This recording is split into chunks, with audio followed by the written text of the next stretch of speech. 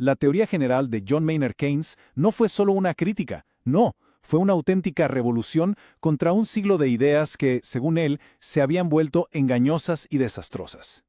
Muy bien, vamos a meternos de lleno en esto. Lo que hizo Keynes no fue simplemente proponer un par de ideas nuevas, no. Lo que hizo fue darnos un sistema operativo completamente nuevo para entender cómo funcionan las economías y, lo que es más importante, por qué a veces se rompen.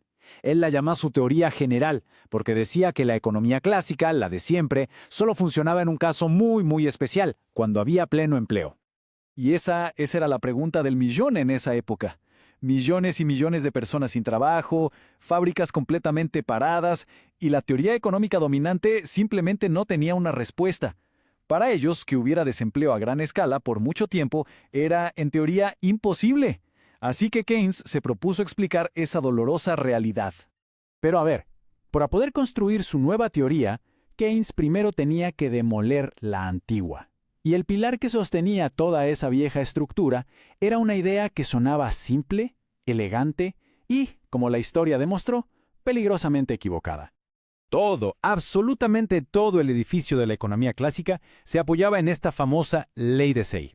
Era un principio que había reinado por más de 100 años y que en el fondo negaba la posibilidad de una crisis como la que el mundo entero estaba viviendo. La lógica de esta ley, si uno lo piensa, parecía tener sentido. Si una fábrica produce, no sé, un auto, todo el dinero que gasta en salarios, en materiales, las ganancias, todo eso se convierte en el ingreso de alguien. Y ese ingreso, según la ley de Say, se usaría para comprar ese mismo auto o cualquier otra cosa. En ese mundo ideal era imposible que hubiera una sobreproducción. Simplemente no podía fallar la demanda. Y aquí es donde vemos el quiebre total. Para los clásicos, la oferta era la estrella del show. Producir, producir, producir. Pero para Keynes, la que mandaba era la demanda. Si la gente no gasta, las empresas no producen y por lo tanto no contratan. No importa cuánto podrían llegar a producir. Para Keynes, una economía podía quedarse estancada, atrapada en un equilibrio con un montón de desempleo, y no había nada automático que la fuera a sacar de ahí. Keynes usó esta analogía que es brillante. Decía que los economistas clásicos eran como geómetras, que en un mundo donde las líneas paralelas sí se cruzan, en lugar de cuestionar su propia geometría, le echaban la culpa a las líneas. O sea, el problema no eran los detalles de la teoría, eran sus fundamentos. Había que cambiar las reglas del juego por completo. Y con el viejo mito derribado, Keynes introduce al verdadero héroe de su teoría, el concepto que viene a reemplazar a la ley de Say y que se convierte en el auténtico motor del empleo y de la producción. Aquí está el giro fundamental. La demanda efectiva no es lo que la gente quiere comprar, ni tampoco lo que las fábricas producen. Es el nivel de gasto que los empresarios esperan que vaya a ocurrir. Es esa expectativa, esa corazonada sobre el futuro, la que los lleva a decidir a cuánta gente contratar. Es un concepto basado en la incertidumbre. A ver, vamos a desglosarlo. Todo comienza con una apuesta sobre el futuro. Si los empresarios son pesimistas y creen que la gente no va a comprar mucho, pues contratan a poca gente. Y esa decisión, a su vez, genera menos salarios, menos ingresos y, sorpresa, valida el pesimismo inicial. La economía puede quedar atrapada en un círculo vicioso de bajas expectativas que llevan a bajo empleo.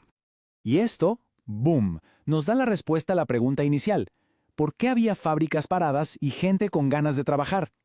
No era porque faltara capacidad o porque no hubiera necesidades, era por una insuficiencia de la demanda efectiva. La economía se frena no porque no pueda producir más, sino porque nadie espera poder vender esa producción extra. Entonces, si la demanda efectiva es la que manda, ¿de qué está hecha? Bueno, Keynes la divide en dos grandes componentes: lo que gastan los hogares, que es el consumo, y lo que gastan las empresas, que es la inversión. Arranquemos con el consumo. Keynes plantea lo que él llama una ley psicológica fundamental. Si a una persona le suben el sueldo, va a gastar más, claro, pero no se va a gastar todo el aumento. Una parte la va a ahorrar. Y esta brecha que se va abriendo entre lo que se gana y lo que se consume a medida que una sociedad se hace más rica es una pieza clave de toda su teoría. Ahora, veamos algo que sucede con el gasto que es casi como magia. Imaginemos que de la nada se inyectan $100 nuevos en la economía, digamos, para construir un pequeño puente. Esos $100 iniciales no se quedan quietos, se convierten en el sueldo de un trabajador.